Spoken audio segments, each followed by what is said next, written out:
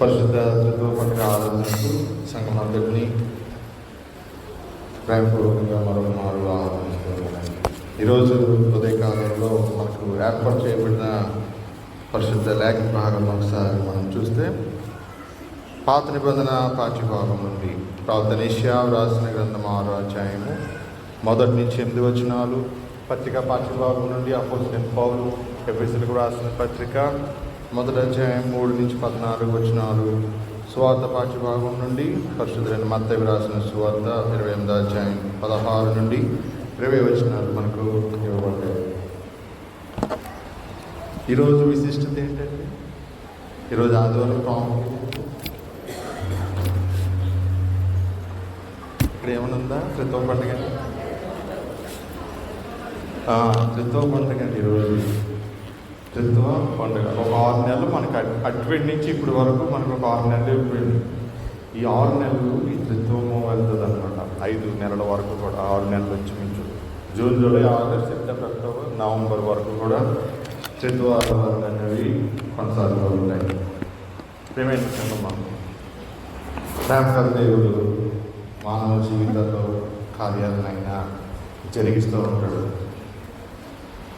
మా ఒక ప్రొఫెసర్ ఉండేవారు, చేసేవారు. ఆయన ఏమనేవారంటే, దేవుడు కార్యములు చేయించు ఉండదు, దేవుడు అంట కార్యాలని చేస్తూ ఉంటాడంట, ఆయన చేయుట మానడు.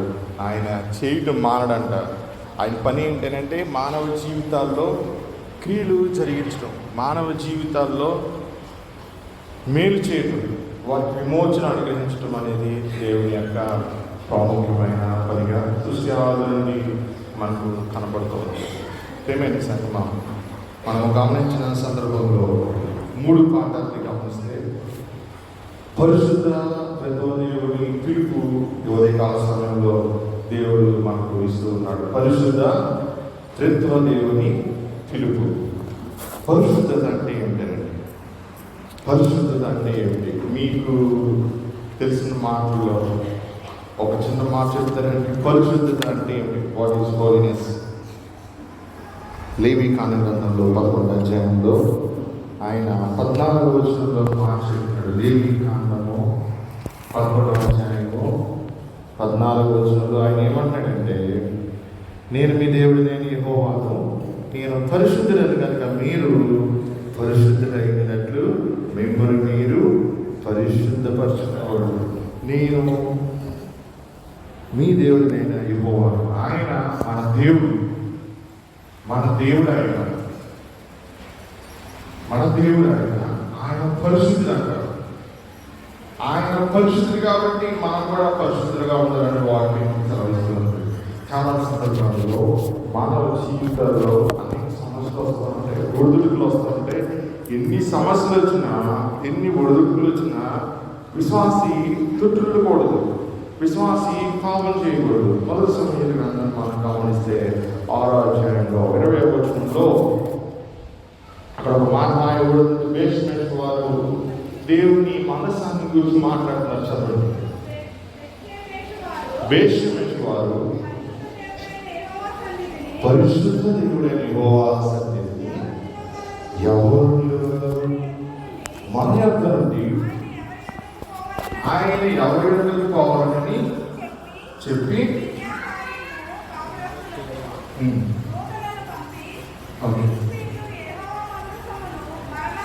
మళ్ళా తీసుకుని వచ్చినారు. మీరు వచ్చి దాన్ని తీసుకుపోవాలని వర్తమానము. ఇప్పుడు దేవుని సన్నిధిని మన మధ్య ఉందంటే మనం చేయవలసిన బాధ్యత ఏంటి? మన జీవితం ఎలా ఉండాలి? దేవుడు తన ప్రజలు పాపం చేసిన సందర్భంలో మందసాన్ని, ప్రజల్ని, యాజకులు కూడా ఆయన పిలిచి చెప్పినప్పుడు పిలిచిలు యాజకుల్ని హతమార్చారు, మందసాన్ని తీసుకుని వెళ్ళిపోయారు. ఇప్పుడు దేవుడు తన మహిమను కనపరిచి, తన బలాన్ని కనపరిచి పిలిచి ఒక మాట తెలియజేస్తున్నాడు, నేను ఇశ్రాయేలీయుల దేవుడిని. విగ్రహాలు కూడా ఆయన ముందు మోకరిల్లాలి అనే సంఘటన మనకి, ఆ సాగాలు మనకి కనపడుతూ ఉంటుంది. సంగమం మందసం ఇశ్రాయేలీయులు చెంతకు మరలా వచ్చిన సందర్భంలో మందసాన్ని తీర్చి చూస్తున్నారు బేస్మెంట్స్ వారు. బేస్మెంట్స్ ఎప్పుడైతే మందసాన్ని తెరిచి చూశారో ఆ గ్రామ ప్రజల్లో అనేక మంది మరణించారట. చుట్టుపక్కల వారు కూడా ప్రేమైన సంగమా, మందసాన్ని ముట్టుకోకూడదు. అది కేవలము కహాతు గోత్రులు మాత్రమే మందసాన్ని మోయాలి. వాళ్ళు కూడా మందసం వైపు పట్టేసుకోకూడదు.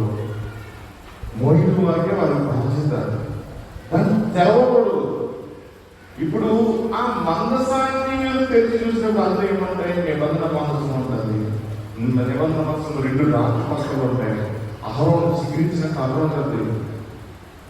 మన్నాతో కూడిన బంగారు పాత్ర ఉంటుంది. అందులో వాటిని ముట్టుకోకూడదు. ముట్టుకున్నారు. ఆ సమయంలో వారు అవమానపడ్డారు దేవుని ఉగ్రతతో.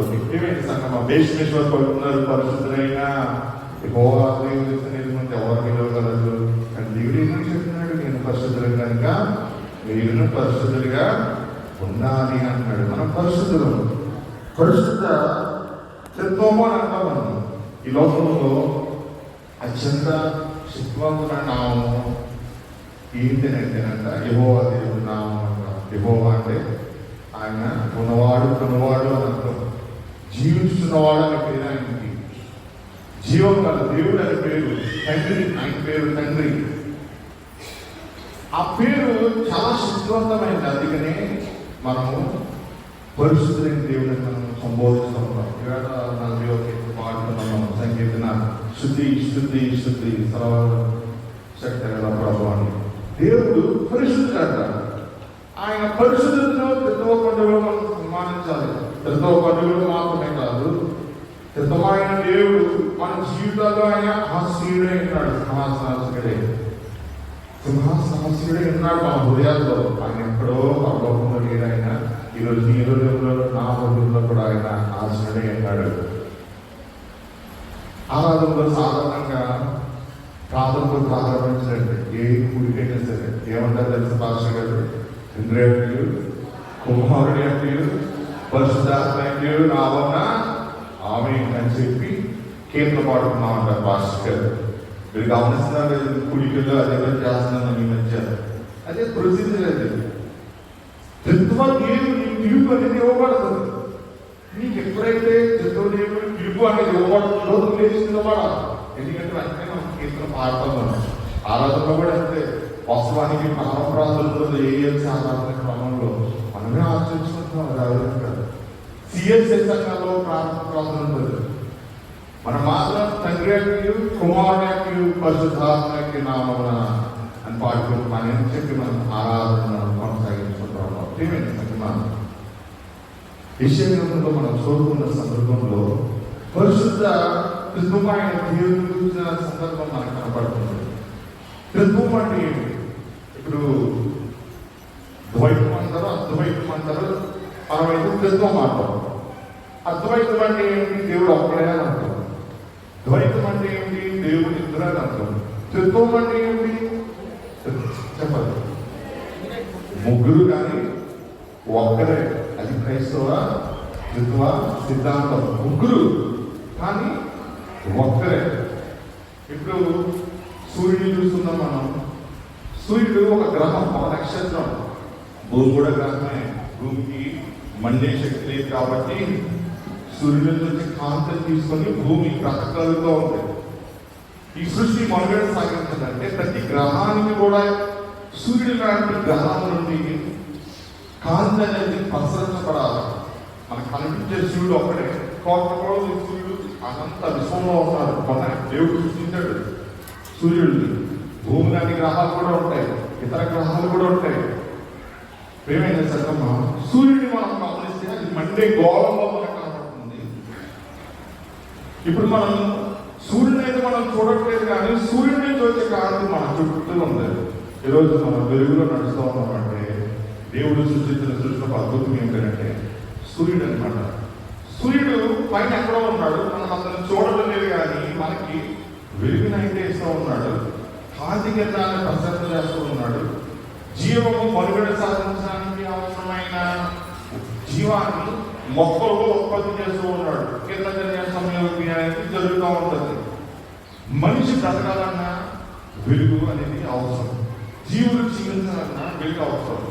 ఇప్పుడు వెలుగుతో పాటు వేడిమి కూడా అవసరం. సూర్యుడి నుండి మనకి మొట్టమొదటి ఏంటి? కాంతి వస్తుంది, రెండవది వేడి వస్తుంది. ఈ రెండు మనం చూడగలుగుతున్నాం, పొందుకోగలుగుతున్నాం. కానీ సూర్యుని మాత్రం మనం చూడలేము. ఉదయకాలంలో చూడగలుగుతాం, సాయంత్రం అసలు చూడగలుగుతాం. ఇప్పుడు మనం కళ్ళు చూడగలుగుతామా? కళ్ళు వెళ్ళిపోతాయేమో అని భయం అనేది మనకి కలుగుతూ ఉంటుంది. దేవుడు కూడా అంతే, త్రిత్వమైన దేవుడు. ఆయన త్రిత్వమైన దేవుడు.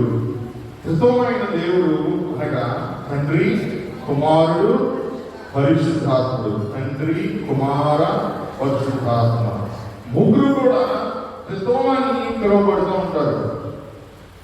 మొదటి తిమోతి పత్రికలో తిమోతికి రాసిన మొదటి పత్రికలో పౌలు గారు ప్రభు యొక్క తండ్రి యొక్క దర్శనాన్ని చూస్తూ ఉన్నాడు.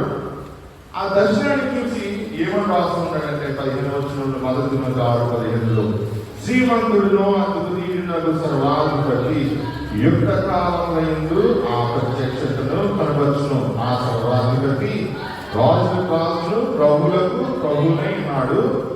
చదవండి. సమీపింపరాని తేజస్సులో ఆయన మాత్రమే వసించు అమరత్వం గలవాడైన. సమీపింపరాని తేజస్సులో ఆయన మాత్రమే వసించు అమరత్వము కలిగిన వాడు ఉన్నాడు. మనుషుల్లో ఎవరు ఆయన చూడలేదు, ఎవరునూ చూడలేడు. ఆయనకు ఘనతయు శాశ్వతమైన ప్రభావమును కలిగి ఉంటాడు. ఈ మాట ఎవరి గురించి చెప్పబడుతున్నాయి? ఈ మాటలు తండ్రి అయిన దేవుని గురించి పౌలు గారు మాట్లాడుతూ ఉన్నాడు. ఒక అద్భుతమైన మాట అంటున్నాడు. ఆయన సర్వాధిపతి అంటున్నాడు, రాజులకు రాజు అంటున్నాడు, ప్రభులకు ప్రభు అంటున్నాడు. ఇంకొక మాట ఏమంటున్నాడు? సమీపింపరాని తేజస్సులో ఆయన మాత్రమే ఉంటున్నాడు అంట. ఆయన ఒక్కడే ఉంటున్నాడు అంటే ఆయనతో పాటు ఎవరు లేరు, ఒక్కడే. ఆయన తేజస్సు గురించి ఉన్నాడంట. తేజస్సు. ఇప్పుడు సూర్యుడు స్వయం ప్రకాశం. సూర్యుడికి స్వయం ప్రకాశంగా ఉండు అని ఆశీర్వాదం వచ్చింది దేవుడే. నక్షత్రాలు కూడా స్వయం ప్రకాశితాలే. నక్షత్రాలు కూడా ఆశీర్వాదం ఇచ్చింది దేవుడే. అందుకనే భక్తుల్ని, విశ్వాసుల్ని నక్షత్రాలతో పరిశుద్ధంగా పోలుస్తూ ఉంది. అంతేకాని సినిమా స్టార్స్ కాదండి, వాళ్ళు పడిపోయే శాస్త్రాలు. విశ్వాసం ఏంటి? ప్రకాశించే శాస్త్రాలు, జ్యోతిగా వెలిగే శాస్త్రాలు. ప్రేమైన సంగమం, మన జ్ఞాపకం చేస్తుంటే ఒక సత్యాన్ని ప్రభు మనకి తెలియజేస్తున్నాడు. సమీపింపరాని తేజస్సులో ఆయన ఒక్కడే ఉన్నాడంట. ఆయన ఎవరు చూడలేరంట. మనుషుల్లో ఎవరు కూడా చూడలేరంట. ఇప్పుడు ఆ తండ్రి మానవుడిని సృష్టించాలనుకున్నాడు, సృష్టించాడు. ఇప్పుడు మానవుడు ఆయన చూడలేడు. ఏ విధంగా చూడగలుగుతాడు మానవుడు ప్రభుని? యోహాను సువార్త 1వ అధ్యాయంలో యోహాను భక్తుడు ఒక మాటను రాస్తూ ఉన్నాడు. ఏమని రాస్తున్నాడంటే, మనము 18వ వచనం చదువుకుందాం. యోహాను మౌనికర్తని ఎవరు ఎప్పుడైనాను దేవుని చూడలేదట. తండ్రి రొమ్మున అద్వితీయ కుమారుడే ఆయనను బయలుపరచును. అద్వితీయ కుమారుడు అంటే ఒకే ఒక కుమారుడు, ఇంకొకడు లేడు అన్నట్టు. ఒకే ఒకడు, తండ్రికి ఒకే ఒకడు ఉన్నాడంట కుమారుడు. ఆ కుమారుడు తండ్రిని బయలుపరుస్తూ ఉన్నాడంట. తండ్రి రమణున్న అద్వితీయ కుమారుడు మనకి తండ్రి ప్రేమను చూపిస్తూ ఉన్నాడు. యోహాను సువార్త 3వ అధ్యాయం 16వ వచనంలో యోహాను భక్తుడు రాస్తాడు, దేవుడు లోకమును ఎంతో ప్రేమించెను, కాగా ఆయన తన అద్వితీయ కుమారుడిగా పుట్టిన వానియందు విశ్వాసముంచు ప్రతి వాడును నశింపక నిత్య జీవం పొందినట్లు ఆయనను అనుగ్రహించును. ప్రియమైన సంగమా, తండ్రి లోకాన్ని ప్రేమిస్తాడంట. ఆ ప్రేమను దేవుడు ఎలా చూపుతున్నాడు? తను రాలేడు ఈ లోకానికి, తను మనకు కనిపించలేడు. అందుకని కుమారుడిగా కనబడతాడు. కుమారుడు ఎక్కడ ఉంటాడంట?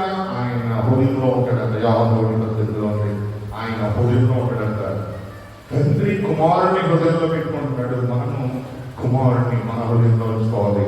కుమారుడిని మన హృదయంలో ఉంచుకుంటే మనకు కలిగే ఆశీర్వాదం ఏంటంటే, ఏమైనా సంగమా, తండ్రి కూడా మనతో ఉంటాడు. యోహాను సువార్తలో 14వ అధ్యాయంలో ఒక మాట 2వ వచనంలో భక్తుడు రాస్తున్నాడు, యేసు ఒకడు నన్ను ప్రేమించిన ఎడల వాడు నా మాట కైకొనును, అప్పుడు నా తండ్రి వారిని ప్రేమించును, మేము వాని యొద్దకు వచ్చి వాని యొద్ద నివాసం చేసి. చూసారండి, దేవుని వాక్కును, యేసు ప్రభు వాక్కును మనము కైకొన్నప్పుడు, అంగీకరించినప్పుడు అది ఆయనని ప్రేమించినట్టు వాక్యం సెలవిస్తుంది. ప్రభు ఆ మాట చెప్తూ ఉన్నాడు. ఇప్పుడు ప్రభు ఏమంటాడంటే, అప్పుడు నా తండ్రి వారిని ప్రేమించును, మేము అంటున్నాడు. అక్కడ ఏమంటాడండి? మేము అనే పదాన్ని వాడుతున్నాడు, సంబోధిస్తున్నాడు. అక్కడ నేను అంటున్నాడు, అక్కడ ప్రభు మేము అంటున్నాడు. మేము వాని యొద్దకు వచ్చి వాని యొద్ద నివాసం చేయమంటున్నాడు. ఇదే అధ్యాయంలో 26వ వచనంలో మనం చదువుతాం.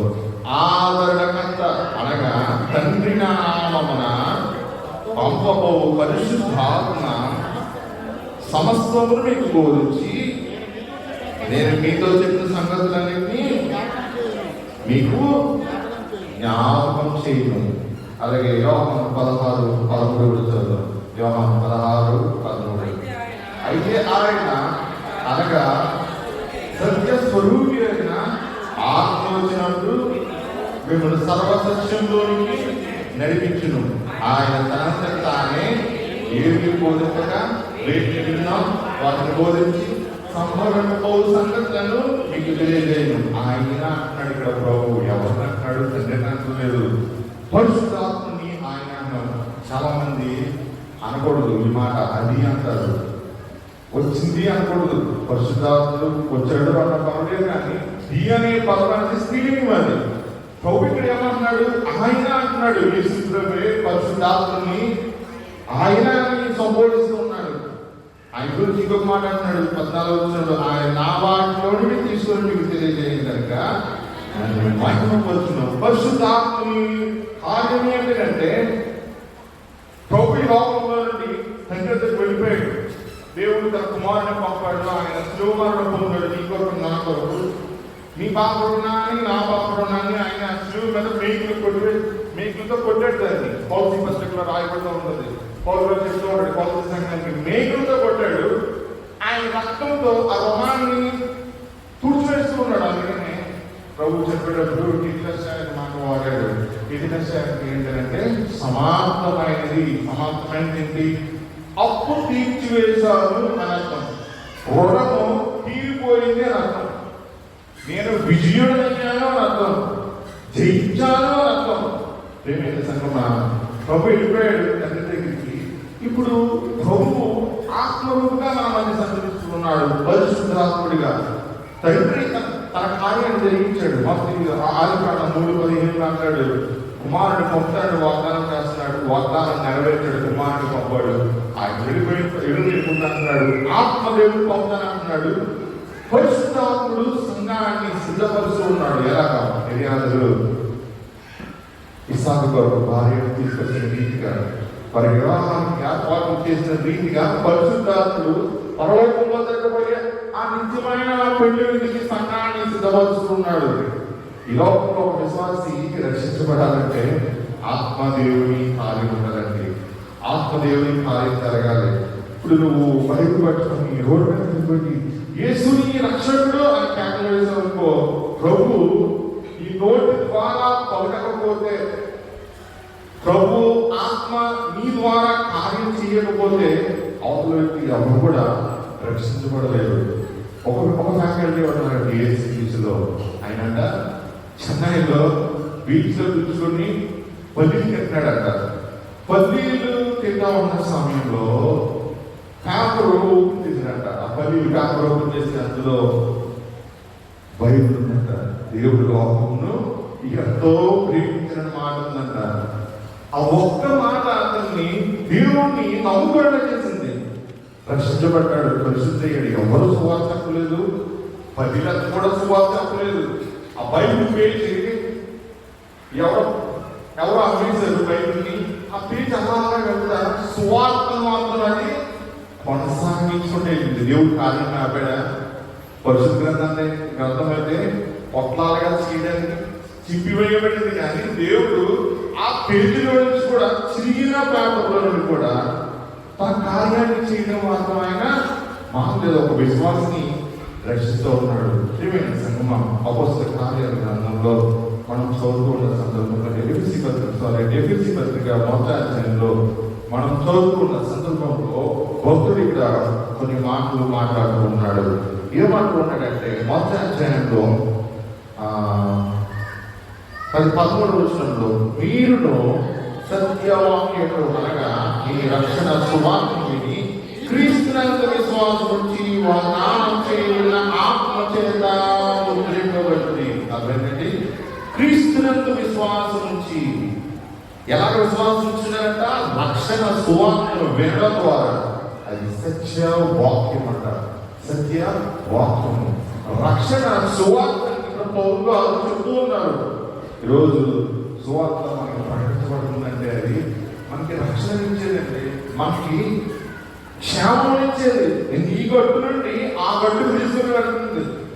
ఈ గట్టు నుండి ఆ గట్టుకు నువ్వు చేరాలంటే సువార్తను అంగీకరించాలి. ఆ సువార్త ఏంటంటే క్రీస్తు నీ కొరకు మరణించాడు.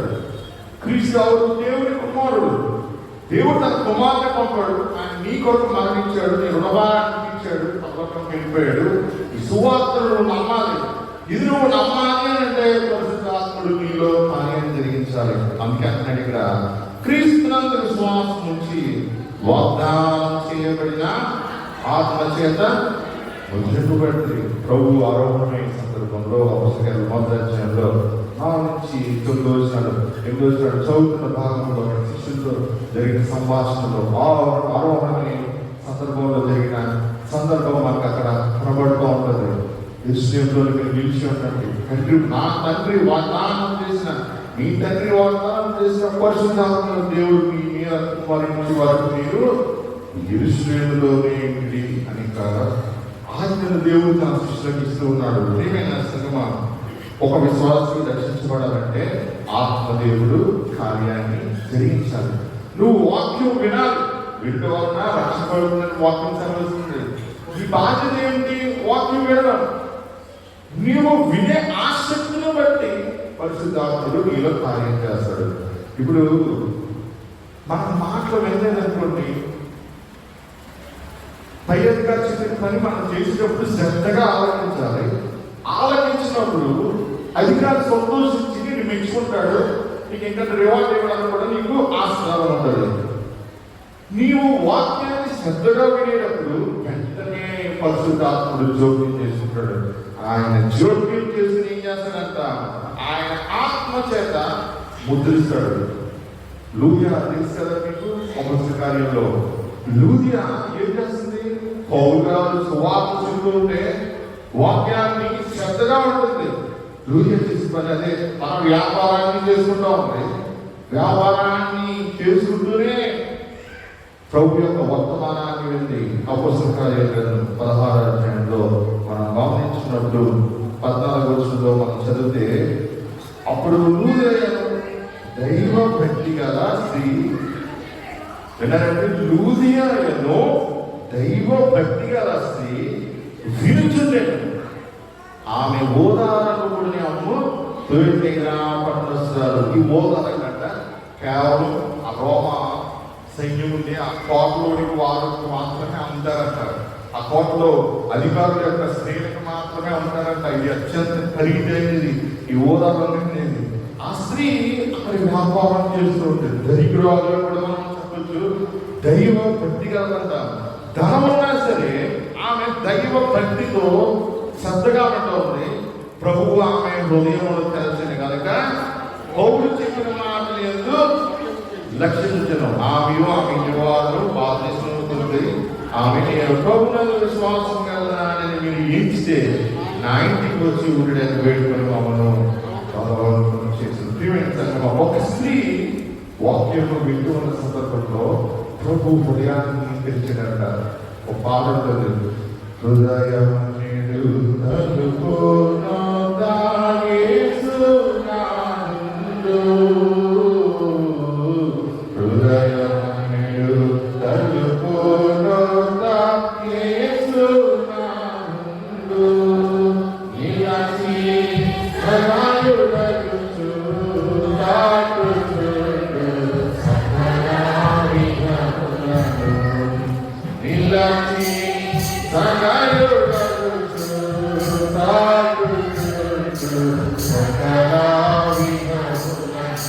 సకల విధములను కూడా ఆయన అర్థమన్నాడు అంటారు. బాబు కలుగుతి అంటాడు. నీ హృదయం మాట్లాడతాడు.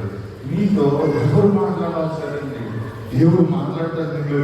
నీ హృదయాన్ని తడతా ఉంటాడు. ఇదిగో నేను కలుగుతున్నదా నిలిచి తట్టుచున్నాను, ఎవరైనా నా స్వరం విని నా మాట విని కలుగు తెచ్చినట్లే నేను వాళ్ళ ఎందుకు వచ్చి ప్రకటన 3 మనకి కనబడుతుంది 20 వచనంలో. ప్రకటన 3:20 ఇదిగో నేను తలుపునంతా నిల్చుండి తట్టుచున్నాను, ఎవరైనా నా స్వరం విని కలుగు తీసినట్లా నేను అతను వచ్చినతో నేను నాతో కూడా అతను భోజనం చేయను. భోజనం చేస్తామంటారు ప్రభుత్వం, భోజనం చేస్తామంటారు. దేవుడి రాజ్యం భోజనంలో పాలంలో కాదు కానీ పరిశుద్ధాత్మని ఆనందమని వాక్యం సెలవుస్తుంది.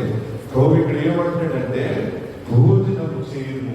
అది ఈ లోక సంబంధమైన ఆహారం కాదు, ఈ లోక సంబంధమైన పాలన కాదు. అది పరలోకంలో దేవుడు నీ కొరకు నా కొరకు దర్శించిన ఆ భోజనం. ఏమైనా సంగమా, ఒక విశ్వాసం రక్షించబడాలంటే పరిశుద్ధాత్మని కార్యం అనేది ఎంతో అవసరమైన అందుకనే పౌలు గారు అన్నాడు, మీరు వినడం వలన రక్షణ సువార్తను అంగీకరించడం ద్వారా పరిశుద్ధాత్ముడు మీ మీద ఒక ముద్రను వేస్తూ ఉన్నాడంట. రాజ్యం ముద్ర, దేవుని ముద్ర. ఆయన తన హస్తమును గుర్తును మీ మీద అలా ఉంచుతున్నాడు. మీ హృదయం మీద ఉంచాలి. ఆయన మన హృదయాన్ని ముట్టాలి. ఆయన ముట్టినప్పుడు మన హృదయం మీద తండ్రి యొక్క నామం ముద్రించబడుతుంది. వయసు ఉంటే మనం ఇక్కడి నుంచి మన దేశానికి వెళ్ళవచ్చు, ఇతర దేశానికి మనం వెళ్ళవచ్చు. వీసా లేకపోతే మనము దేశానికి బయటకు వెళ్ళాలి. పరిశుద్ధాత్ముడి యొక్క ముద్ర మన హృదయాల మీద లేకపోతే మనము ఈ దేశం నుండి ఆ దేశానికి మనం వెళ్ళాలి. మీద పాడుకుంటాం కదా, పరదేశము నా దేశము మాయలోకమే కదా. ఇలా నేను యాత్రికుడు నాకు పాడుతాను కదండి. ప్రేమైన సంగమా, యాత్రికులు మనం. ఈ యాత్రికుల్లో ఎందుకు మన యాత్రికులు తెలియబడుతుందంటే మనకు ఒక వేసా ఉంది. ఆ వేసా మన హృదయంలో ఉంది. హృదయంలో ఏముంటుంది? వాక్యం ఉంటుంది. విశ్వాసిస్తాం. పరిశుద్ధాత్ముడు ఆ వాక్యాన్ని భద్రపరిచిస్తాడు. చదవబడిన ఇది మొదటి మనం గమనిస్తున్న సందర్భంలో త్రిత్వమైన దేవుడు తన ప్రత్యక్షతను తన దాసుడికి ఆయన ఇస్తూ ఉన్నాడు. ఒక పిలుపునిస్తూ ఉన్నాడు. అదే కాలంలో నేను రోజు ఇలా వెళ్ళి పెద్ద చర్చని చూస్తాను, బయట ప్రార్థన చేస్తుంటాను, మళ్ళీ అలాగే మళ్ళీ వచ్చేస్తాను. నేను రోజు వెళ్తాను, పెద్ద చర్చని చూస్తాను అనమాట. వచ్చి ప్రార్థన చేస్తుంటాను. ఈరోజు కూడా అలా వెళ్ళాను. బొడ్డు గారు ఉన్నారు అక్కడ, ఆయన కూడా వెళ్తుంటే లోపల కాపాడారు. చర్చికి టైం అయిపోతుంది, నేను రానని చెప్పి వెళ్ళిపోయాను. కానీ వెళ్ళిపోయిన తర్వాత మనసు గర్తిస్తుంది. ఒక పిలుపునైతే దేవుడు నాకు ఇచ్చాడు, లోనికి రమ్మని. టైం అయిపోతుంది, ఇంకా అరగంట 20-40 నిమిషాలు ఉంది. నేను మళ్ళీ నాకు వచ్చి ఆలయంలోకి వెళ్ళి ఒక చిన్న ప్రార్థన చేసుకున్న థ్యాంక్స్ గివింగ్ ప్రార్థన చేసుకుని నాకు చూస్తాను. నేను పిలుపు అనేది మనకి ఇవ్వబడుతుంది. పిలుపు దేనికి ఇవ్వబడుతుంది? లోనికి రమ్మని పిలుపు. ఇప్పుడు ప్రభు యెషయాకి ఒక పిలుపునిస్తూ ఉన్నాడు. యెషయా 4:7 మొదటి మనం చూస్తే యెషయా ఒక విషయాన్ని రాసుకున్నాడు. ఒక వ్యక్తి యొక్క పేరు అక్కడ ప్రస్తావిస్తున్నాడు. ఆ వ్యక్తి ఒక మహారాజు, బలవంతుడైన రాజు, శక్తివంతమైన రాజు. చెప్పాలంటే అతను చాలా మంచి వ్యక్తి. దావీదు రాండోడు. అతని పేరు మరుగున పడిపోయింది. చరిత్రలో అతని పేరు ఎక్కువగా రాయడం లేదు దేవుడు పరిశుద్ధ గ్రంథంలో. ఎందుకనంటే ఒకే ఒక్క కారణం కలిగించాడు. ఉజ్జియా అనే పేరుకి గర్వం అనే అర్థం. గర్వం అనే అర్థంతో ఉన్న ఆ వ్యక్తి ఒకరోజు అనుకున్నాడు, ధూపమీయడం మీద పెట్టి నేను ధూపమయ్యాను దేవుడు అనుకున్నాడు. దేవుడు ముగ్గురు నేర్చుకుంటాడండి. యాజకుడు నేర్చుకుంటాడు, రాజు నేర్చుకుంటాడు, మూడోది ప్రవక్త నేర్చుకుంటాడు. రాజు కూడా దేవుడి సేవకుడే. ప్రాచీన పశ్చిమాసియా సాంప్రదాయాన్ని అంటే ఈజిప్ట్ కానీ, సిరియా కానీ, టర్కీ కానీ, ఇరాక్ కానీ ఈ ప్రాంతాలను మీరు చూస్తే రాజు దేవుడికి సేవకుడు అని వారి భావన. వారు అన్య దేవతల్ని పూజించినప్పుడు కూడా వారు అన్య దేవతలకు సేవ చేస్తున్నాం అనే భావన వాళ్ళకు ఉండేది. దేవుడు మమ్మల్ని ఉంచాడు, ఈ దేవత మమ్మల్ని ఉంచింది అనేది వారి నమ్మిక. కానీ పరిశుద్ధ గ్రంథం ప్రకారం రాజుని దేవుడు ఏర్పాటు చేసుకున్నాడు. సౌలుని ఏర్పాటు చేశాడు, దావీదుని ఏర్పాటు చేశాడు. అతని ముందు చూసే న్యాయవృత్తి రంగంలో మన ఉజ్జియా కనపడుతున్నాడు, యెహూ కనపడుతున్నాడు, బారాకు కనపడుతున్నాడు, యెఫ్తా కనపడుతున్నాడు, సమూయేలు కనపడుతున్నాడు. ఏమైంది సంగమం? న్యాయాధిపతులైన వారు దేవుని చేతనే ఏర్పాటు చేయబడుతూ ఉన్నారు. ప్రజలను పాలించడానికి దేవుడు ఒక వ్యక్తిని ఏర్పాటు చేసే సమయంలో ఆ వ్యక్తికి ఆత్మను అనుగ్రహిస్తూ ఉంటాడు. దేవుడు ఎందుకు ఒక వ్యక్తిని పిలుస్తాడు తెలుసా? ఒక వ్యక్తిని ఎందుకు పిలుస్తాడు తెలుసా? యెషయాని పిలుస్తూ ఉన్నాడంటే ఒక కారణం ఉంది. ప్రవక్త మాత్రమే కాదు, యాజకుడు, రాజు కూడా, ముగ్గురు కూడా దేవుని ఆత్మతో నింపబడాలి వాక్య ప్రకారము. అదేవిధంగా మనం గ్రహించగలుగుతూ ఉన్నాం. న్యాయాధిపతుల గ్రంథంలో 3వ అధ్యాయంలో మనం చదువుతున్న సందర్భంలో 9-10 వచనాలు గమనిస్తే, ఇశ్రాయేలీయులు యెహోవాకు మొరపెట్టగా యెహోవా కాలేబు తమ్ముడైన కాలేబు కుమారుడు ఒత్నీయేలును రక్షకునిగా ఇశ్రాయేలీయుల కొరకు నియమించి వారిని రక్షకుడు అంట. నాయకుడైన వాడు రక్షకుడు నియమించాడు దేవుడు ఇశ్రాయేలీయుల కొరకు. వారి చేత రక్షిస్తూ ఉన్నాడు. ఎలా రక్షిస్తున్నాడు? 10వ వచనంలో యెహోవా ఆత్మ మీదకి వచ్చిన వరకాతుడు ఇశ్రాయేలీయులకు న్యాయాధిపతి అయి యుద్ధమునకు బయలుదేరగా యెహోవా అరామ్నహరాయిం రాజైన కూషన్రిషాతాయిను అతని చేతికి అప్పగించిన రాజుల్ని, మహారాజుల్ని, లక్షలాది సైన్యం ఉండే రాజుల్ని దేవుడు న్యాయాధిపతుల చేతికి అప్పగించి వాటిని హతమార్చిన సందర్భాన్ని మనకి న్యాయాధిపతుల గ్రంథంలో మనకి కనబడుతూ ఉంది. రాజైనా, యాజకుడైనా, ప్రవక్త అయినా ముగ్గురు కూడా ఆత్మతో నింపబడాలి. ఇప్పుడు ఎందుకు దేవుడు ఒక వ్యక్తిని పిలుస్తూ ఉంటాడు? ఈరోజు యెషయాని పిలుస్తూ ఉన్నాడు, నిన్ను కూడా పిలుస్తున్నాడేమో. ఈ సమయంలో ఆ పిలుపు నీకు కూడా ఇవ్వబడుతుందేమో. దేని కొరకు పిలుస్తున్నాడు? ఈరోజు మనం గమనిద్దాం. ఎవరు పిలుస్తూ ఉన్నారు? పరిశుద్ధుడైన దేవుని యొక్క ఎవరు పిలువగలరు అని వేషమేశ్వర వారు కొడుతున్న మాట ఇందాక మనం చదువుతున్నాం కదా. 6వ సంవత్సరంలో ఈ ఉజ్జియా మృతి పొందిన సంవత్సరంన ఒక దర్శనాన్ని ప్రవక్తని యెషయా చూస్తూ ఉన్నాడు. దర్శనం అంటే ఎప్పుడు వస్తుందంటే, నువ్వు దేవుడికి లోబడినప్పుడు, నీలో ఉన్న గర్వం అంతా తీసివేయబడినప్పుడు. గర్వం ఉంటే మనం దర్శనం చూడలేము. గర్వం ఉంటే దేవుడి సన్నిధిలో మనం మోకరించలేము. గర్వం ఉంటే మనం తగ్గించుకోలేమండి. గర్వం ఉంటే మనం తగ్గించుకోలేము.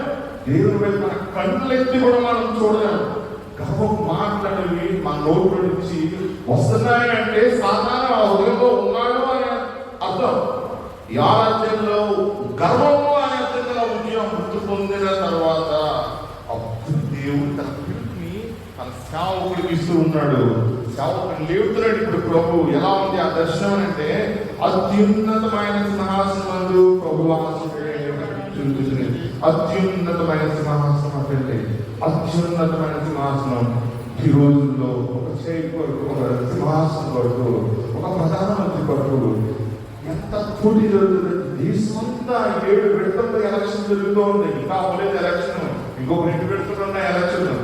మనకైతే అయిపోయి 10 రోజులు 15 రోజులు అయింది. ఇంకా 2 విడతలు ఉన్నాయి. ప్రతి దేశానికి కూడా అంతే, అమెరికా కూడా అంతే, రష్యా కూడా అంతే. ఈ ప్రపంచంలో నువ్వు ఎక్కడ చూసినా ఒక సింహాసనం అనేది ఉంటుంది. అది రాజు సింహాసనమైన, రాష్ట్రపతి సింహాసనమైన, ప్రధాని సింహాసనమైన, ముఖ్యమంత్రి సింహాసనమైన సరే సంగమా మనం జ్ఞాపకం చేస్తుంది. ఇక్కడ ఏమంటుందంటే, ప్రభు ఆశీనుడైనగా చూపించి ఆ సింహాసనం ఇక్కడ అక్కడ లేదు, అత్యున్నతమైన చోట ఉందట. ఈ దర్శనము దేవుడు అభిప్రాయండి ఇచ్చాడంటే ఒడిపోతారట. ఆ దర్శనం అంత భయంకరంగా ఉంటుంది. ఆ దర్శనం అత్యున్నతమైన సింహాసనం అంటే అది. ఇప్పుడు భక్తుడు చూస్తూ ఉన్నాడు, ఆయన గురించి రాస్తున్నాడు. ఆయన చొక్కాయ అంచులు, దేవాలయంలో ఆయన చొక్కాయ అంచులు అంటారు. ఇవి అంచులు అంటే ఆయన చొక్కాయ అంచులు ఉంటాయి కదా. దేవాలయం నిండుకొనేట నింపేసింది. ఆయన చొక్కాయ అంచులు ఏంటి తెలుసా? ఆయన మహిమ దేవాలయాన్ని నింపివేసింది. ఆ స్త్రీ 12 సంవత్సరాల రోగంతో బాధపడుతున్న స్త్రీ, నేను ఆయన వస్త్రపు అంగి అంచును ముట్టినంత మాత్రాన్ని నేను బాగుపడుతున్నట్టుంది. ఆ ముట్టింది తెలుసా? ఆమె వస్త్రాలు కాదు, ఆయన మహిమను ముట్టుకుంది. ఆయన మహిమను ముట్టుకుంది కాబట్టి ఆ స్త్రీ ఇన్స్టెంట్ గా స్వస్థపరచబడింది. ఆయన మహిమ దేవాలయానికి నింపుతుందంట. 2వ వచనంలో ఆయనకు పైగా శరాపులు నిలిచి, ఆయనకు పైగా శరాపులు నిలిచి ఉన్నారంట. శరాపులు అంటే ఎవరండి? శరాపులు అంటే ఎవరు చెప్పాలి అమ్మా? మహాదూతలు. ఇంకా శరాపులు అంటే ఎవరు చెప్పండి? దూతల్లో అనేక రకాలు ఉంటారు. రెక్కలుండే దూతలు ఉంటారు, రెక్కలు లేని దూతలు కూడా ఉంటారు. మనుష్య రూపంలో ఉన్న దేవదూతలు కూడా ఉంటారు. ఇక్కడున్న ఈ భాగంలో మనం చదువుతుంటే శరాపులు అనే మాట కనబడుతుంది.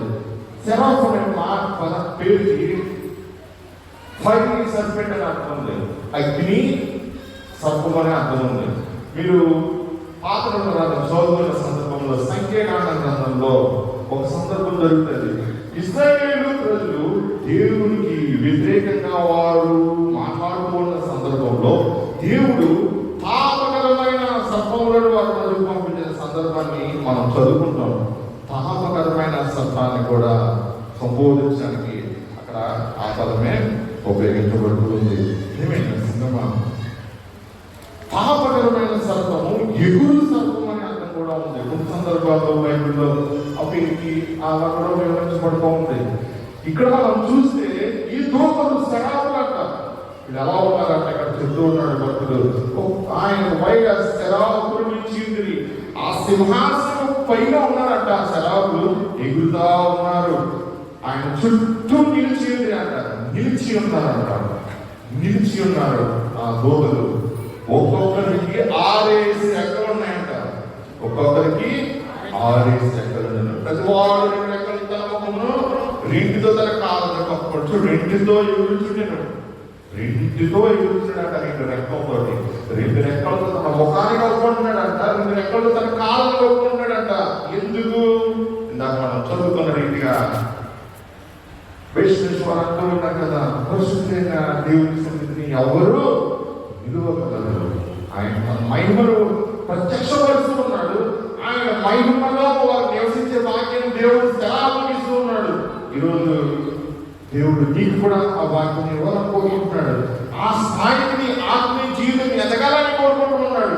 దేవుడు సమీపంలో ఉన్నాడు కానీ, సింహాసనం సమీపంలో ఉంది కానీ ఆ దూతలు ఆయన చూడలేకపోతున్నారు. అంత తేజోమయుడు ప్రభు. వాళ్ళు ఏం చేస్తున్నారంటే 3వ వచనం, వారు సైన్యములకు అధిపతి యెహోవా పరిశుద్ధుడు పరిశుద్ధుడు పరిశుద్ధుడు సర్వలోకమైన మహిమతో నిండిన గొప్ప స్వరముతో ప్రతిగానములు చేయించుతుంది. చూడండి, అందుకే 40వ వాక్యం నేను శుద్ధి శుద్ధి శుద్ధి సర్వశక్తి గల ప్రభు. ఎందుకు రాశారు తెలుసా? అది ఏషియా భక్తులు చూసిన దర్శనంలో ఉంటుంది. దర్శనాన్ని చూసిన సందర్భంలో శరాపులు శుద్ధి శుద్ధి శుద్ధి అని ఆయన్ని స్తుతిస్తూ ఉన్నారు. పరిశుద్ధుడు పరిశుద్ధుడు పరిశుద్ధుడు అని. ఈరోజు రూపొందిన కూడా అదే కేంద్రంగా మన ఆరాధన మనం ప్రారంభించుకుంటూ ఉంటాం. దేవుడిని స్తుతిస్తూ ఉంటాం. ఇంత గొప్ప భాగ్యం దేవుడు నీకు నాకు ఇచ్చాడు. ఏమైనా సంగమా, పరిశుద్ధుడు పరిశుద్ధుడు పరిశుద్ధుడు. ఆ సర్వలోకము ఆయన మహిమతో నిండినదని గొప్ప స్వరంతో వీళ్ళ మాట్లాడుతుంటే అవతల రెస్పాన్స్ ఇవ్వబడి అవతల శరాపులు కూడా పాల్గొన్నారు. ప్రియమైన సంగమా, తర్వాత వచ్చిన చూసి 6వ వచనంలో వారి కంఠస్వరం వలన గడప కొమ్మల పునాదులు కదలచు మందిరము దోహం చేత నిండిపోయిందంట. వారి కంఠస్వరంతో గడప కొమ్ముల పునాదులు ఒడిగిపోయి అంటారు. ఒక్కొక్కసారి కొంతమంది వస్తుంటే ఉడికిపోతూ ఉంటుంది. మరి దేవదూతలు పాటలో ఉంటే మనిషి అంత శక్తి ఉంటే మరి ప్రభువులు సృష్టించిన దేవదూతలకి, దేవుడి సన్నిధానంలో ఆయన మహిమను నిరంతరం సృష్టిస్తున్న దేవదూతలకి ఇంకెంత బిగ్గర స్వరాలు ఉంటాయి. ప్రభు వారి మహిమ పరచబడుతూ ఉన్నాడు. ఆ మహిమలో దేవాలయపు గడప కొమ్మల పునాదులు కదులుతూ ఉన్నాయంట. ఈరోజు దేవుడిని సృష్టిస్తే ఆయన యొక్క పాదపీఠం కదలాలి. ఆయన నీ స్థుతికి ఆయన కూడా తాళం వేయాలి. అప్పుడే నీ జీవితంలో కార్యక్రమం జరుగుతుంది. నువ్వు స్తుతించినప్పుడు ఆయన సింహాసనం మీద నుండి కదలాలి. నువ్వు ఆయన కదపగలగాలి. సింహాసనం మీద నుండి నువ్వు ఆయన కదపగలగాలి. అయ్యో నా బిడ్డ నన్ను స్తుతిస్తున్నాడు, ఏ సమస్య ఉంది, ఏ సమస్యలో ఉండి స్తుతిస్తూ ఉన్నాడు అని ఆయన జోక్యం చేసుకున్నాడు. అప్పుడు కదా నీ జీవితంలో అద్భుతాలు జరిగేది. ఎప్పుడు తెలుసా ఈ దర్శనం పొందుకున్నది? ఎప్పుడు తెలుసా నీ జీవితంలో అద్భుత కార్యక్రమం జరిగేది? నీలో ఉన్న రుచియాన్ని నువ్వు చంపేసినప్పుడు మాత్రమే, నీలో ఉన్న గర్వాన్ని నువ్వు చంపేసినప్పుడు మాత్రమే ఈ యొక్క దర్శనాన్ని నువ్వు చూడగలుగుతావు. నీ స్తుతి గడప పర్వకు గడప తమ్ముల పునాదుని ఏం చేస్తుందంట? కదిలించి వేస్తుందంట. మనం 5వ వచనంలో చూస్తే భక్తుడు అంటాడు, నేను అపవిత్రమైన పెదవులు గలవాడును, అపవిత్రమైన పెదవులు గల జనుల మధ్యను ఏమన్నాడండి? అయ్యో అన్నాడు. అయ్యో ఎందుకంటూ అన్నాడు? ఏం నష్టపోయాడు? ఇక్కడ ఏమంటున్నాడు? నేను అపవిత్రమైన పెదవులు గల జనుల మధ్య నివసించేవాడు. అపవిత్రమైన జనుల గల పెదవుల మధ్య నివసిస్తున్నాడంట. లోకం అనేది ఐగుప్తు దేశం అండి. లోకం అనేది పాపపు ప్రపంచం. ఈ పాపము ప్రపంచంలో నివసిస్తూ ఉన్న మన పరిశుద్ధతను మనము కాపాడుకుంటూ ఉండాలి. పరిశుద్ధతను మనము కాపాడుకోలేకపోతే ఆయన సన్నిధిలో మనం నిలవలేము. భక్తులు బహుశా వారు మాట్లాడేమో మాట్లాడడానికి లేదు, కానీ అటువంటి ప్రజల మధ్య నేను నివసిస్తున్నాను అంటే ఒక అపవిత్రత పక్కన ఉన్న మనిషికి కూడా అపవిత్రత కలిగిస్తూ ఉంటుంది. నీలో దేవుడికి ఇష్టమైన ఏదైనా ఉంటే అది నీ పక్క వారికి కూడా దేవుడికి దూరం చేస్తూ ఉంటుంది. అందుకని శాపగ్రస్తమైనది ఏది కూడా నీటికి తీసుకురావద్దని ద్వితీయోపదేశకాండ గ్రంథం 7వ అధ్యాయము చివరి వచనంలో ప్రభు చెప్తూ ఉంటాడు. శాపగ్రస్తమైనది అది ఏదైనా సరే, అక్కడ ఒక ఫోటో అయినా సరే, అది సినిమాకి ఫోటో అయినా ఏంటొచ్చు, అది దీంట్లో నువ్వు తీసుకురాకూడదు. నీ మొబైల్లో నీకు తీసుకురాకూడదు, నీ మొబైల్లో నువ్వు చూడకూడదు, నీ మొబైల్లో నీకు వినకూడదు. అది ఏదైనా సాతాను చొరబడుతూ ఉంటాడు. ఇప్పుడు శాపగ్రస్తమైనది ఇంటిలో ప్రవేశిస్తే ఆ గృహంలో కన్నీరు తప్ప ఇంకేముంటది? నీ హృదయాన్ని మాత్రమే కాదు, నీ గృహాన్ని కూడా నువ్వు శుద్ధి చేసుకోవాలంటే ఆఖరికి మొబైల్ కూడా నువ్వు శుద్ధి చేసుకోవాలి. నువ్వు శుద్ధి కావాలి. నీ మొబైల్ అపవిత్రంగా ఉందంటే దేవుడు అంగీకరిస్తాడా? లోకం అంతా ఎక్కడ ఉందంటే తెలుసండి, దునియా ముఖ్యమే అని అంటారు. ఎందుకు తెలుసా? చేతిలో ఉన్నట్టు మొబైల్ ఫోన్లో. మొబైల్ అనేది పాప ప్రపంచం అండి. దేవుడు దాన్ని మనం ఎందుకు ఇచ్చాడో అందుబాటులో ఉపయోగించాలి. అపరిశుద్ధత అనేది మన దేవుడికి దూరం చేస్తుంది. అయ్యో అంటాడు. అందుకే అయ్యో నేను అపవిత్రమైన కదులు గలవాడను, అపవిత్రమైన కదులు గల జనుల మధ్యలో నివసించేవాడను, నేను నశించి అన్నాడు. అయ్యో నేను చచ్చిపోయాను అనుకుంటున్నాడు. ఎందుకంటే దర్శనాన్ని చూశాడు, దేవుడిని చూశాడు.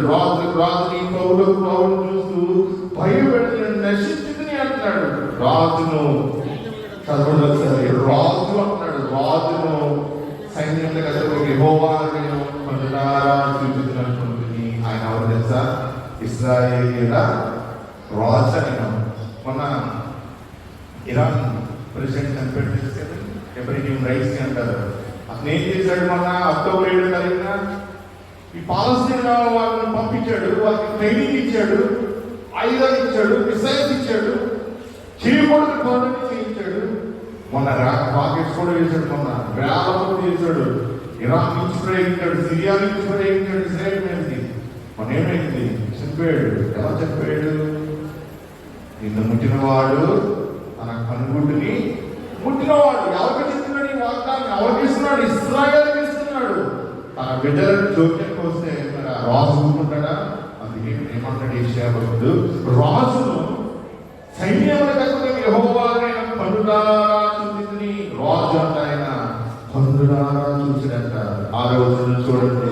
భక్తుడు పాపంతో ఉన్నాడు. అయ్యో నేను పాపిని, నా పాపం దేవుని సన్నిధానాన్ని నన్ను దూరం చేస్తుంది. పరిశుద్ధంగా ఎదురుగా ఉన్నాడు, నేను ఆయన సమీపంలో ఉన్నాను, కానీ ఆయన మహిమను పొందలేకపోతున్నాను. ఆయన ఒక దుఃఖం అనేది అతనిలో కనబడుతుంది. ఆ సమయంలో దేవుడు పరిశుద్ధపరచు వారిని, అపవిత్రమైన వ్యక్తుల్ని పరిశుద్ధపరచడానికి పరిశుద్ధపరిచే శరాబ్ని పంపుతున్నాడు. శరాబ్ అంటే అర్థం తెలుసా మీకు? అగ్నిలో శుద్ధి చేయబడిన అర్థం. ఒక అంశాన్ని ఏ విధంగా అగ్నిలో కుటుంబం వేస్తాడో రోజు చూడండి, అప్పుడు ఆ శరాపుడు తాను బలిపీఠం మీద కారుతో తీసినట్టు ఇప్పుడు చేత పట్టుకుని ఆయన దగ్గర వచ్చి నా నోటికి నాటి తగిలించి, ఇది నీ తలవులకు తగిలింది కనుక నీ పాపములకు ప్రాయశ్చిత్తమైన నీ దోషము తొలగిపోయింది అని. ఇదన్నీ మనం కోరుకోవాలి దేవుడి సన్నిధానం నుంచి. నీ పాపము నేను దేవుడి నుంచి దూరం చేస్తున్నాయని నువ్వు గుర్తించినప్పుడు చేయాల్సిన ప్రార్థనది. అప్పుడు దేవుడు శరాపుల్ని పంపుతాడు నీ దగ్గరికి. ఏ వారు చేస్తారు, పరిశుద్ధ బలిపీఠం మీద నిప్పుల్ని కారుతో తీస్తారట, తీసుకొని వచ్చి పెదాలకు తగ్గించారట. యెషయా భక్తుడికి ప్రియమైన సంగమా, నా దగ్గరికి వచ్చి నా నోటికి దాన్ని తగిలించి, ఇది నీ పెదవులకు తగిలిన కనుక నీ పాపములకు ఏమైందంట ప్రాయశ్చిత్తం అవ్వాలి. అయ్యో నా పాపం, నా పరిహారం అడగాలనుకుంటుంటారు. దేవుడిని అగ్నితో నేను కాల్చినట్టు దేవుడిని అడగాలి. అప్పుడు నీ పాపానికి క్షమాపణ అనేది దొరుకుతుంది. కొన్ని సందర్భాల్లో పాప క్షమాపణ అనేది రాదండి. ఎందుకు తెలుసా? చేసిన కొన్ని అన్నిటిగా ఉంటాయి. దేవుని అగ్ని మనల్ని ముట్టినప్పుడు పాప పరిహారం అనేది మనకి దేవుడు కలుగు చేస్తూ ఉంటాడు. ప్రేమైన సంగమా, అగ్ని అశుద్ధతను తీసివేస్తుంది. ఇంకొక మాట ఇక్కడ రాయబడుతూ ఉంది, నీ దోషము పగిలిపోయింది. మన దోషం పగిలిపోతుందంట. ఈ లోక సంబంధం అగ్ని కాదండి. ఇప్పుడు శంపలంటే ఎంతో పోల్చబడుతూ ఉంది. శంపలు వచ్చినప్పుడు మనం చేసిన తప్పిదాలను బట్టి కలిగే దెబ్బల వల్ల మనుషులు కాలిపోతూ ఉంటారు. ఎప్పుడైనా ఎవరికైనా ఎక్స్పీరియన్స్ ఉందా? చేసిన తప్పుదాలను బట్టి మనుషులు కాలిపోతూ ఉంటారు. అది దేవుడికి కాదది. నరకం బట్టి ప్రతికుండగానే వారి హృదయంలో మంట అనేది ఎగిరిపోతూ ఉంటుంది. వారి ఆత్మ, వారి దేహం కాలిపోతున్న పాపంలో ఉంటారు.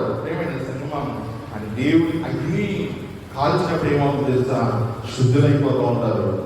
అందుకనే ఈ దోషం తరగపోయినప్పుడు ఎంతో వచ్చినదో అప్పుడు నేను ఎవరిని పంపాను, మహానిమిత్తం ఎవరు పోరని ప్రభు సెలవిగాని అంతకు నేను చిత్తగించుము, నేనున్నా నన్ను పంపమనగా చూసిన చిత్తగించుము అంటాడు.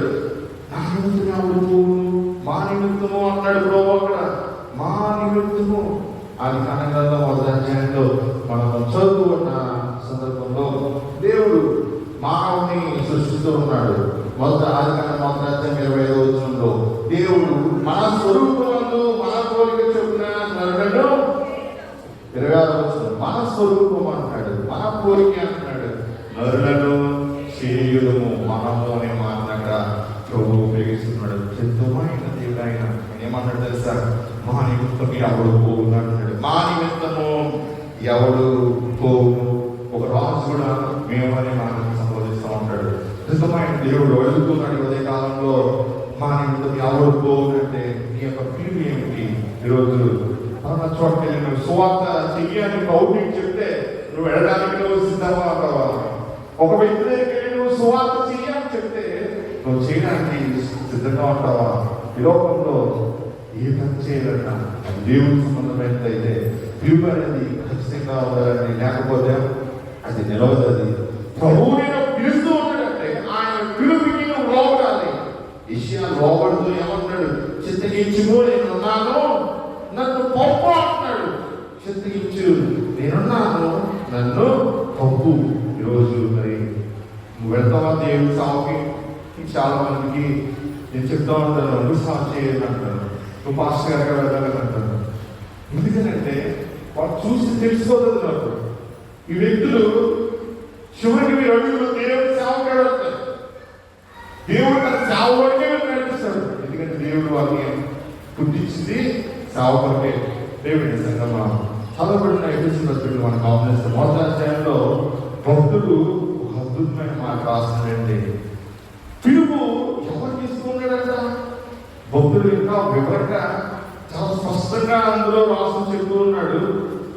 ఎఫెసీ పత్రిక మొదటి అధ్యాయంలో ఏమంటున్నాడంటే 4వ వచనంలో, ఎట్లనగా తన ప్రియుని యందు తాను ఉచితంగా పరిగణించిన తన కృపా మహిమకు కీర్తి కలిగినట్లు తన చిత్త ప్రకారమైన దయాసన కలుగం చెప్పున యేసు క్రీస్తు ద్వారా తన కుమారునిగా స్వీకరించుటకై మనలను ముందుగా తన కోసం నిర్ణయించుకుని మనం తన ఎదుట పరిశుద్ధులను నిర్దోషులైన జగత్తు పునాది వేయబడినప్పే ప్రేమ చేత ఆయన క్రీస్తులో మనలను ప్రేమ చేత ఏర్పరుచుకున్నాడంట.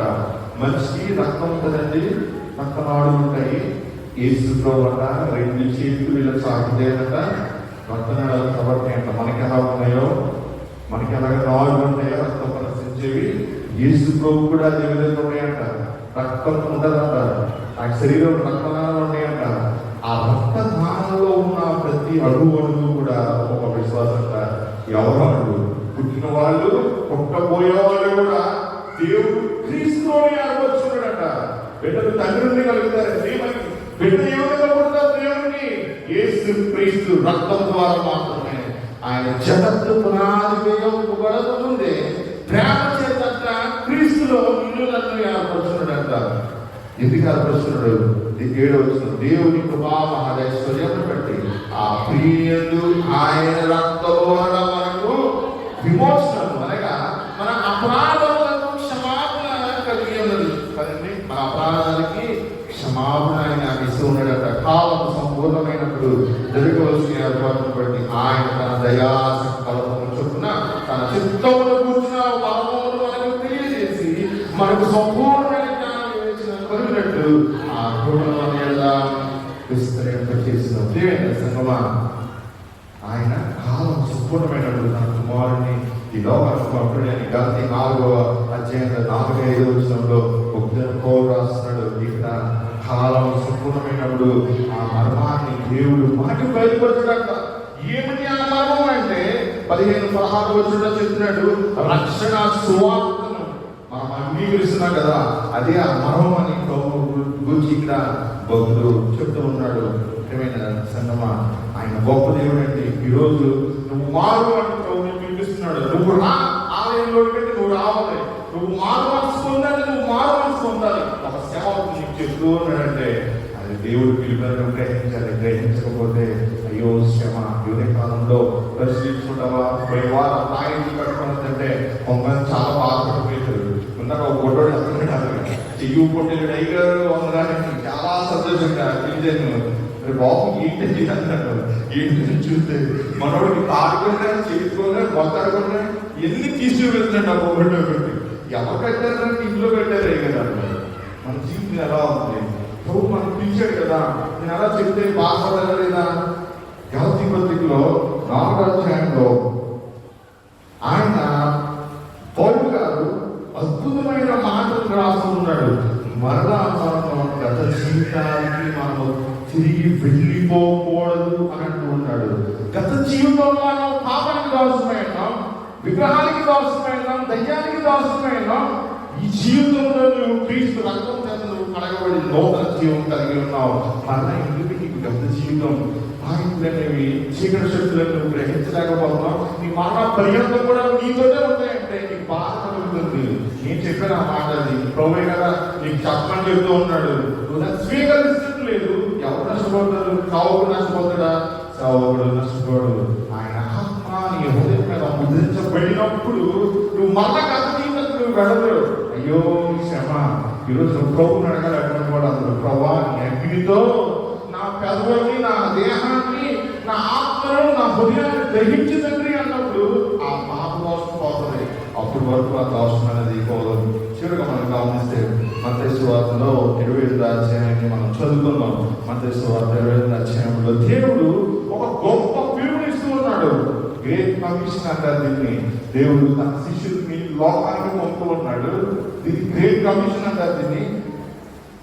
16వ వచనం మత్తయి 28:16 చూడండి. 11 మంది శిష్యులు యేసును నిర్ణయించిన గలిలయలోని కొండకు వెళ్ళి వారిని చూసి ఆయన దూరగాని కొందరు సందేహించి, నేను కూడా విశ్వాసులు యేసు ప్రభువును చూస్తూనే ఉంటారు.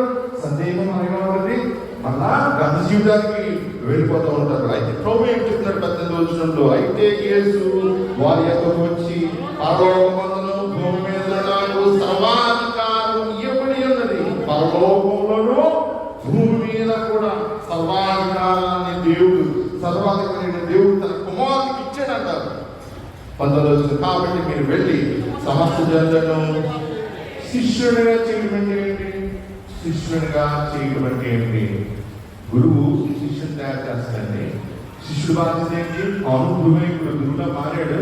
ఆ గురువు ఇంకొక శిష్యుడు తయారు చేయాలి, శిష్యుడిగా మార్చాలి, ప్రభు రూపంలోనికి మార్చాలి. మన శుక్రవారం ఎంతమంది వచ్చారు తెలియదు కదా, ఎంతమంది వచ్చారు?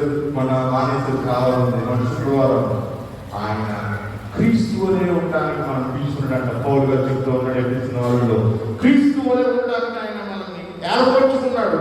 ఇప్పుడు ప్రభు అంటున్నాడు, సమస్త జనులను శిష్యులుగా చేయండి, తండ్రి యొక్కయు కుమారుని యొక్కయు పరిశుద్ధాత్మకి నామములోనికి వారి బాప్తిస్మం ఇచ్చుడు. నేను మీకు ఏ సంగతులు ఆజ్ఞాపించుదునో వాటిని అన్నింటినీ గైకొనవలెనని వారికి బోధించాలంట. ఒక సేవకుడి పిలుపు ఏమిటి? ఇస్తున్నాడు. మీరు విషయం ఆరాధ్యంలో 9-10 వచ్చిన చదివితే ప్రభు చాలా కఠినంగా చెప్తాడు మాటలు. ఇలా ఉన్నారు ప్రజలని, దేవుని సంగమం, అటువంటి ప్రజలకు నీవు స్వార్థను ప్రకటించాలి. ప్రభు ఏమంటున్నాడు? జ్ఞాపకం చేయమంటున్నాడు. నేను మీకు ఏ సంగతులను ఆజ్ఞాపించుదునో వాటినన్నింటినీ గైకొనవలెనని అంగీకరించాలి. నువ్వు లొంగాలి దేవుడికి, నువ్వు ఆయన అడుగులను నడవాలి, గై కొనాలి ఆయన మాటలన్నింటినీ అని చెప్పి మీరు బోధించండి అంటున్నాడు. బోధ బోధ ఇరాకీ అంటే టీచింగ్ అనమాట. అంటే బోధకులు. దేవుని సంగమా, బోధ అనేది యేసు పలికిన మాటలే స్వార్థ మీద పలికాడు. అయ్యో మనం మాట్లాడుకుంటాం ఆదివారంలో. దేవుని సంగమా, ఎవరి కాలంలో దేవుడు మీతో మాట్లాడాడు కదా. ఒక మాట అనుకున్నాడు చివరిగా 20వ వచనంలో, ఇదిగో నేను వ్యవస్థ సమాప్తి వరకు సదాత్మకము మీతో కూడా ఉందని వారు చెప్పారు. ఎప్పుడు ఉంటాడు ఆయన? వ్యవస్థ సమాప్తి వరకు సదాకాలం అంటున్నాడు. యుగం అయిపోతుంది కానీ సదాకాలం అంటాడు. ఆ సదాకాలం అనేది ఉంది. అనంతం అనంతం అనంతం. ఏమైంది సంగమా? ఆ అనంతమైన యుగంలోకి రావడానికి ప్రభువు పిలుస్తున్నాడు. అనంతమైన యుగం ఉంది. నరకంలో ఒక గంట 70 సంవత్సరంగా ఉంటుందంట. ఒక మంచి 70 ఏళ్ళు బ్రతికితే ఎంత కష్టపడతాడో, నరకంలో 70 సంవత్సరాలు ఒక గంటతో సమానం అంట. ఈ లెక్కన 24 గంటలు గడిచినట్టు 8 సంవత్సరాలు గడిచినట్టు మనిషికి. పరలోకంలో అంటే ఒక్క రోజు 1000 సంవత్సరాలతో సమానం అంట. 1000 సంవత్సరాలు కూడా ఒక్క రోజు గడిచినట్టు గడిచిపోతుందంట పరలోకంలో. ఈ భాగ్యంలో ప్రభుత్వం పిలుస్తున్నాడు. ఉదయకాల సమయంలో ఏషియా అందుకే పిలుస్తున్నాడు, నువ్వు వెళ్ళి ప్రకటించు అంటున్నాడు. నిజమైన దేవుడు పూర్వ దినాల్లో మిషనరీస్ కి పిలిపించాడు కాబట్టి ఈ రోజు ఎంతమంది మనం ఆలయంలో కూర్చొని ఆయన వాక్ను మనం వినగలుగుతూ ఉన్నాం. ఒక ప్రశ్న మన హృదయంలో వేసుకుందామా? ఆయన మనకి విమోచన కలిగించాడు కదా తన కుమారుని రక్తం ద్వారా. ప్రేమ చేత ఆయన మనల్ని క్రీస్తు ఆదర్శిస్తున్నాడు కదా. ఇంకా మనకు అది జీవితానికే వద్దామా? మనం విడిచిపెట్టిన ఏమైనా జీవితాన్ని మనం ఆచరిస్తామా? దేవుడికి భయపడకుండా ఉంటామా? ప్రభువుని చూసి అయ్యో నేను నశించిపోయానని భయపడుతూ ఉన్నాడు. ఎందుకంటే పాపి కదా, పాపి కాబట్టి నేను దేవుని సన్నిధానంలో నేను బ్రతుకులేనే నిలవలేని అనుకుంటున్నాడు. ఏమైనా సంగమా, నువ్వు ఆయన సన్నిధానంలో నిలవాలి అన్నా, నువ్వు ఆయన పరిచర్యకుడిగా ఉండాలన్నా, పరిచర్యకురాలిగా ఉండాలన్నా ఈరోజు నీ దోషం అనేది పరిహరించబడాలి. మన అడుగులో వాక్యమైన దేవుడిని, ప్రభా ఎన్నో మార్లు నీ పిలుపుని నేను తిరస్కరించాను ప్రభా, నీ సేవ చేయడం మానేశాను, నీ సేవకు వెళ్ళలేదు, సేవకు మానవుడు వాక్యంలో వినడం లేదు ప్రభా. ఒక్కసారి దేవునికి చెప్పగలుగుతావా? ఉదయకాలంలో ప్రేమ సంగమా, ఓ మాట చెప్తారండి చివరిగా. దేవుడు చాలా మంచోడండి. దేవుడు చాలా చాలా చాలా మంచోడు. ఆయన ఎంత మంచోడంటే తన ఒక్క కుమారుడిని నీ కొరకు నా కొరకు ఆయన శిలువ మీద అర్పించాడు. ఎంత గొప్ప దేవుడు ఈరోజు మనకి చెత్త పండుగనిస్తూ ఉన్నాడు. ఈ చెత్త దేవుళ్ళు నీకు నీ కుటుంబానికి కలిగి నీ హృదయాన్ని దేవుడు తనకు లోపడున్నట్లు చేసి నేను నిత్యరాజ్యం వరకు నడిపించిన గాక ఆమె. సమస్త జ్ఞానం అనిపించిన దేవుడి సమాధానం యేసు క్రీస్తు వారి మీ హృదయములకు తలంపులకు కావలేను గాక ఆమె.